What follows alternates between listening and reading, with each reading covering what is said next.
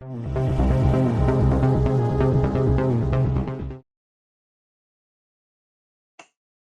this time, I'll call the August 18th, 2022 meeting to order for the Dixon County Commission. Would you please stand and join in the flag salute? I pledge allegiance to the flag of the United States of America and to the republic which stands one nation under God, indivisible, with liberty and justice for all.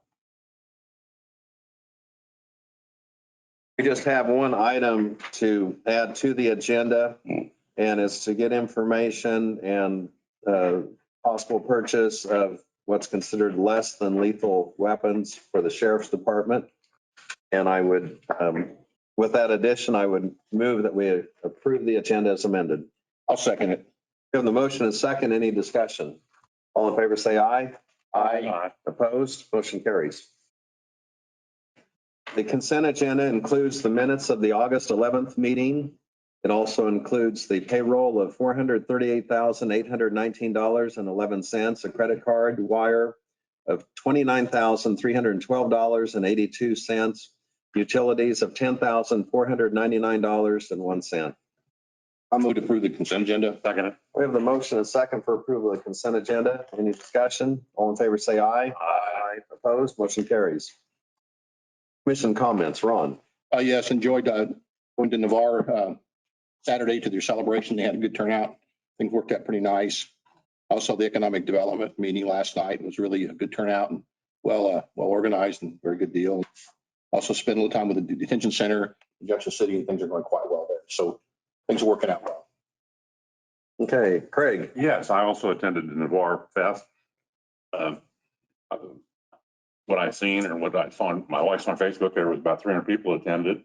The three young men that played the fiddle, I'm going to call it fiddle, the banjo, and the guitar. I thought did an excellent job. The car show was a few more cars than last year in the old gymnasium. Had nuts displays that made it interesting. The Agri Trails provided the catered meal and stuff, so it was really good. Well, that's just to say that Harrington did a nice job. We've got a building down here, the Economic Development Corporation done a nice job of their presentation. That's all I have, Lynn. Great. Last night, the Dixon County EDC had their annual meeting. It took place at Harrington. It was well attended as people from all across the county. There were a lot of people that were recognized for the work they have done. The county did receive this award, 2022 Community Impact Award. This is presented to Dixon County, and a lot of it had to do with the child care initiative. Also the hospital was recognized as one of the larger employers. Other things, people were recognized. But anyway, it was great to celebrate and talk about some of the successes that have taken place in Dixon County. Personally too, and as a commission, I was very pleased. We meet on Thursdays. We get the information, we get the reports, but it was pointed out by the city manager there at Harrington and some others, but really a lot of kudos to Janelle. And then also to Brad, they just really kind of talked about how Brad had all of the knowledge and expertise to answer their questions and help them navigate through the waters that are sometimes difficult for annexation, for some of the planning that takes place down there. And, they just brought out that without those community partnerships, those things just would not be accomplished or would not be accomplished as easily because, sometimes people hire outside experts, you might say, to come in. And yet we have people like Brad that has a great working knowledge of some of the steps that have to be done, to help them with their vision for the future. And they have some great projects going on down at Harrington. They do all over the county, but I mean, they're at Harrington. They talked about their Casey store, their lake project. Just numerous things.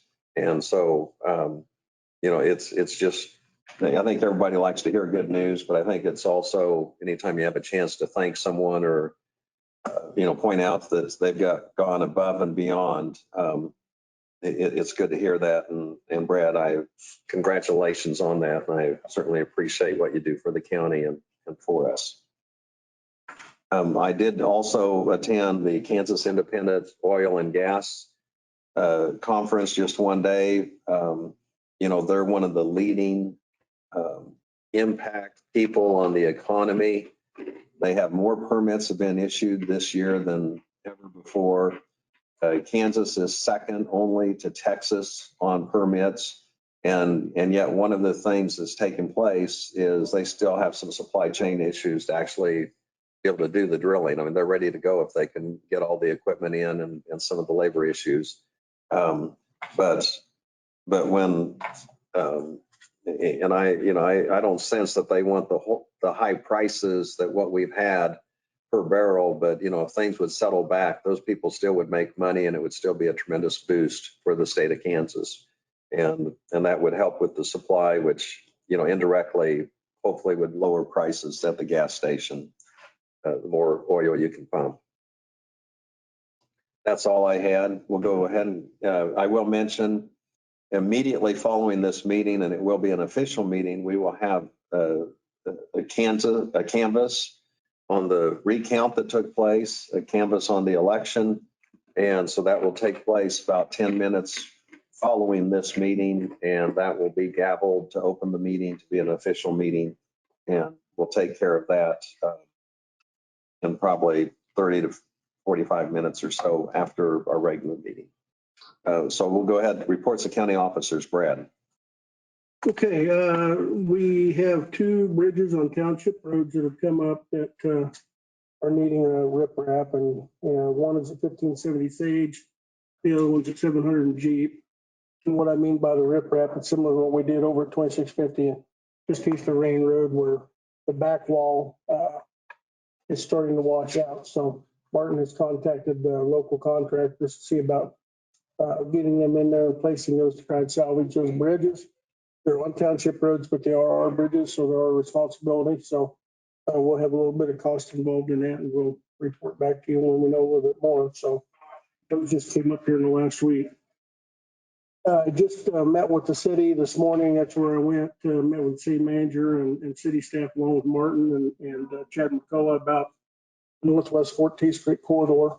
We were talking about holding off on this year and not applying for that, and that's what we're going to do. But in preparation for next year, KDOT has announced some funding that's coming down, as we've all heard about, various programs.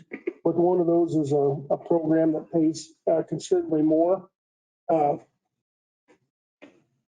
requires less match, I guess would be what I'm trying to say, than what we're typically used to.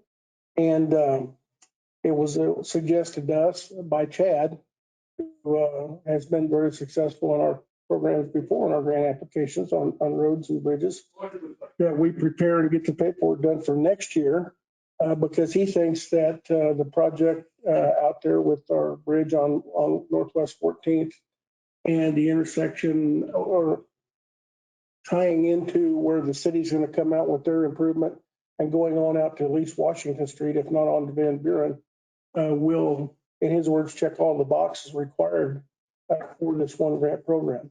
And some of those boxes include you have to have a pedestrian walk tie-in, where that one will have tying in the Golden Belt Heights with the area of Abilene with the schools and stuff.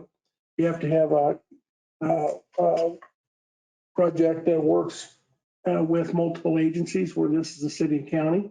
And so there's several things that he highlighted that are requirements that will eliminate a lot of bridges and things out in counties that don't have those tie-ins or those things that we can check off.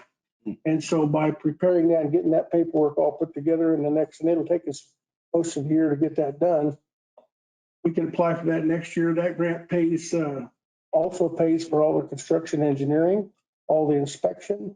That particular bridge has a 12-inch water line that goes across it of the cities that'll have to be moved, most probably bored underneath Mud Creek.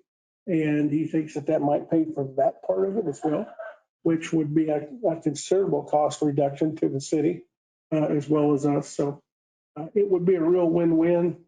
Obviously, if it was granted next year, we're still looking at 2 to 3 years down the road for construction will work. So we're looking at, 25, 26 if it were awarded. But, all good projects start somewhere. So we want to work together on that, put the plan together for Van Buren and Northwest 14th and taking care of that intersection as well as things develop out in that corner. So just to give you a heads up that we're going to continue to work on that. And we're going to target some of that funding that would be much more beneficial to Dickinson County. So I got a call Friday, I think it was, from Todd Selfrank at KDOT. He was planning and did attend a meeting in Harrington Tuesday evening in regards to their annexation for their Casey's out of 7756 that Brandon announced last night. Part of that request, Casey's needs to have utilities on the other side of the road where the old car lot is located at. And so the city's talking about annexing that into the city to be able to provide those utilities. And to do that under the current law, you have to take in the Highway 2, which they did a while back. KDOT is going to put pressure on them, and by them, I mean them and us, to take the business route of 77, which goes from that intersection down Trav Street and then south on 5th Street out to the Y, south of town, if you're familiar with that. Take that off the KDOT system, much like they did at Solomon and at Chapman with K206 and K209. So Martin and I are of the opinion we don't want it. We don't want it. That's a half mile of paved road that we would have to absorb into our system. I think it's highly ironic that the state puts a do not increase your budget order with the R&R stuff in place to keep our revenue neutral, but then turns around and wants to kick a half mile of paved road into our responsibility that we don't have any way of funding. You want to know how this whole budget thing gets out of whack and we get the blame. Good example. Todd has not been in to talk to me yet. He'll probably come in and want to talk to you guys to try and sell that. They're going to come in. I know they offered Harrington like $1.2 million to do that in the city, which they dangle that big carrot and hope that people will bite. Many cities do. The only problem is if Harrington bites on it, it comes with us also having to absorb that half mile into our network. And so just a heads up, that's coming probably sooner than later. And we'll have to, ask you guys to make a decision on what we do with that. So. Well, I'm not trying to play devil's advocate, but if you don't want to take it over, why don't the city of Harrington take the other half mile? That's the discussion I called Brandon about this morning. What would the city think about annexing that in all the way out to the Y? He said he thought that might be a possibility. The question would be, do you take the adjacent properties or not, or just the road? I said, well, from the county's perspective, it really doesn't matter, but I would think as a homeowner, if it's going to lower my insurance to have police and fire protection from the city, as opposed to rural fire protection, which the city provides rural fire protection anyhow under contract, but it might be a win-win to get some more taxes out of those people. Now, they may not think that, but that's a fight you're going to have to fight locally. As long as I'm down there, I'm not sure how many houses are out there. There's a half dozen or so in the country club and stuff. So, and they're rather nice homes. So, but that we talked about that could be an option. So, something that's brewing. Obviously, they're going to want to do something quicker, sooner than later. City is because I'm sure Casey's will want to get their agreements and everything in place. So, let me ask you this too: does the state have the authority to just dump it on us? that I don't know, and I don't know that Doug would know without researching it. No, without researching it, but trying. I think politically that would probably be a very hot potato they wouldn't want to do. Legally, I don't know. I don't know that precedent's ever been set anywhere because that's where they come out with. They'll look at what it's going to cost them over the next 10 years to maintain that road. Yeah. And they'll say, okay, it's going to cost $1.4 million to maintain it. We'll give you $1.4 million. Biggest thing I see happening too is Highway 43. Eventually down there. Been talking about that for years, for a couple of decades now, of taking Highway 43 off the state system, giving it to us. They can only have so many miles, if I remember right, by statute. Right. And of course, it's a budget thing to them. If they can, every little half mile or mile they dump off, there's $1 million a year they can save, so. And you go back to what they rated the KDOT bank. So, I mean, that's, I don't know how much, probably 500 or 600 million they took out of there that could have been used for keeping up roads. Okay. That's my statement. So just a heads up, that's brewing and we're working, and Harrington and us will certainly work together to come up with an amicable solution to that. But we'll probably have a visitor from KDOT in the next week or two. So the last thing I've got is you got an email last week about a support letter for a grant application to support I'll say the Browns Foundation, but it's kind of the Browns Park area out there. It's not just their homes, to supply broadband internet to them with Tri-County Telephone. In the package, you've got a copy of a draft that I put together for you on that. The plan would be and I can tell you that Brown's Home has had problems getting internet to their occupants since internet began. They do have a wireless system there that they pick up, just like a cell phone, and then they distribute it out amongst the tenants. The tenants, although they may not be super users of the internet, given their age, they do use the internet, and it's been a real struggle for them. So they have gotten with Tri-County Telephone. Tri-County Telephone is willing to submit a grant application for federal fundings to help pay for the installation of fiber optic access to not only Brown's Home, but to their homes that they're putting in and the adjacent homes in that area. So there's other homes along the north of 1900 on the road that goes up to Appleton's in that area. Raymond Road on that. Yeah, and so provide those homes that are not part of Brown's Foundation access as well. So it's mainly for that particular area. It would benefit not just Brown Foundation. And so in talking to Angie at Tri-County Telephone, she said that these grants get a lot more horsepower if there's any local match to it. Obviously, we're providing a letter of support. Jill and I talked this morning, and we figured that we could surely come up with $5,000, even though it doesn't sound like a lot. Angie thought it would be a lot. If in fact this was granted, the return on our investment for $5,000 of county's funds to donate to that would be tremendous. So I added in there that we would be willing to commit $5,000 if you're agreeable to that. I have a version that says we don't, so we can do it either way, whatever you choose to do. But Brown Foundation.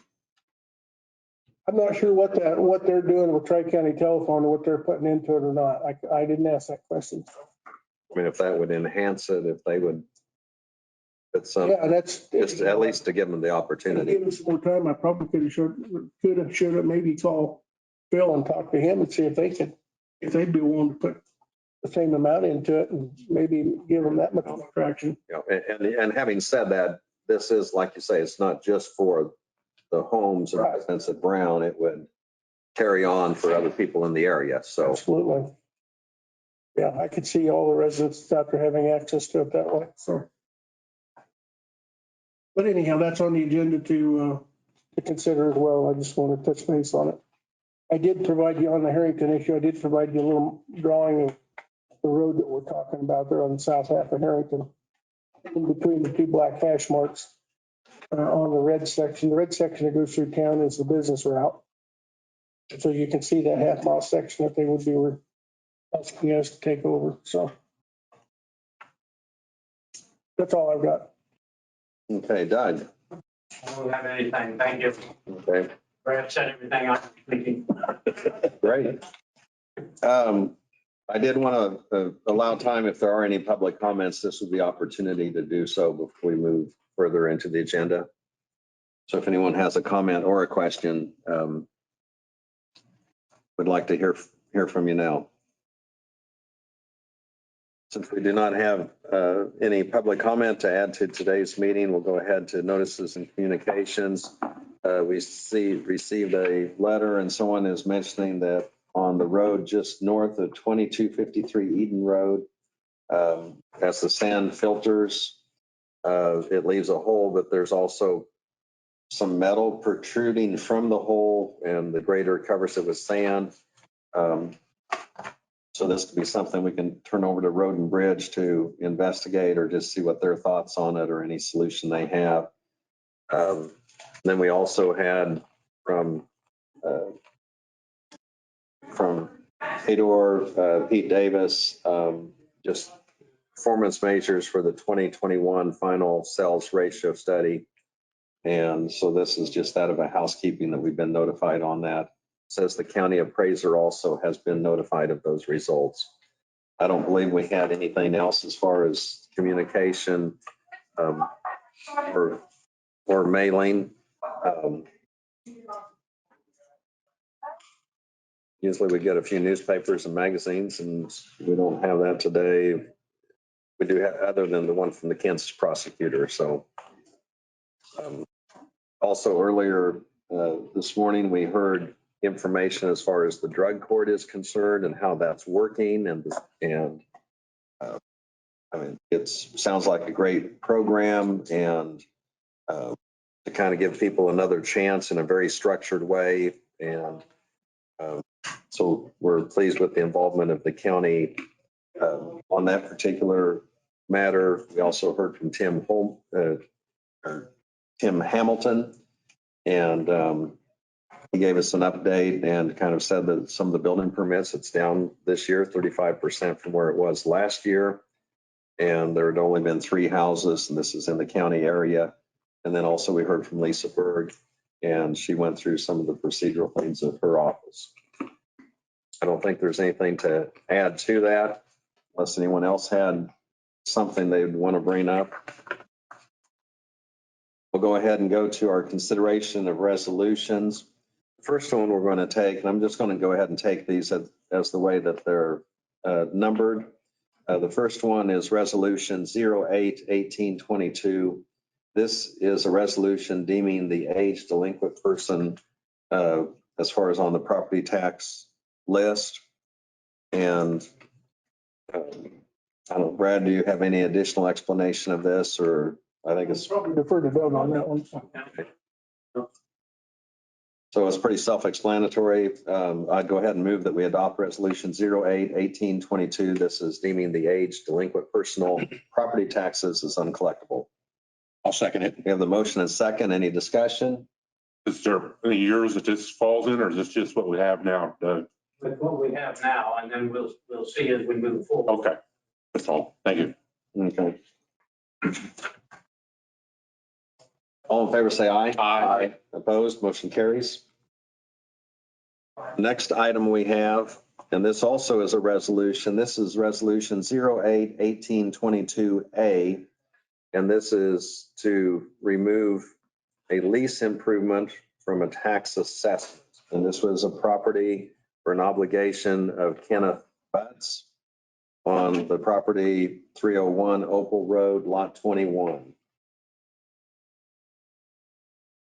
It says the lease improvement no longer exists, so it needs to be removed from the tax roll as the instruction from Leah Hearn upon her review. Was there a motion to adopt that resolution? So move. I'll second it. You have the motion and the second to adopt Resolution 08-1822A. This is to remove the lease improvement from the tax assessment on the 301 Opal Road, Lot 21 property in Abilene, Kansas. Any other discussion? All in favor, say aye. Aye. Aye. Opposed, motion carries. The last resolution we have, this is to remove the property tax assessment on J. Hoffman, and this was a personal property tax assessed from 1993 to 1997 that would be removed from the tax rolls. And there's no supporting documents to support the assessment. And I would go ahead and move we adopt Resolution 08-1822B. Second. We have the motion and second. Any other discussion? Once again, these are kind of housekeeping items that we just need to have documented and signed to remove a property tax assessment. Any other discussion? All in favor, say aye. Aye. Opposed, motion carries. We'll not have any unfinished business. We'll go ahead and go to the letter of support for Brown Memorial Foundation, the TCW Broadband grant application. Brad had just covered this in his report. And I guess the only thing is to, on which letter, if it would improve the chances to put the $5,000 in there, to me, that sounds like the direction we need to go. I so moved that we approve the recommendation of $5,000 local match. And I'll second. Okay, we have the motion and the second. Any other discussion on that letter of the grant application? It's with $5,000. All in favor, say aye. Aye. Opposed? Motion carries. We need to appoint a Dixon County delegate and alternate to the K-Work. And Craig did a great job last year, so I would go ahead and move that he be the delegate for that, and the alternate. Ron will be there also, so he'll serve as alternate. I'd go ahead and move that those two be the delegate and alternate. Second. We have the motion and second. Any other discussion? All in favor, say aye. Aye. Aye. Opposed? Motion carries. If you sign one of those or not.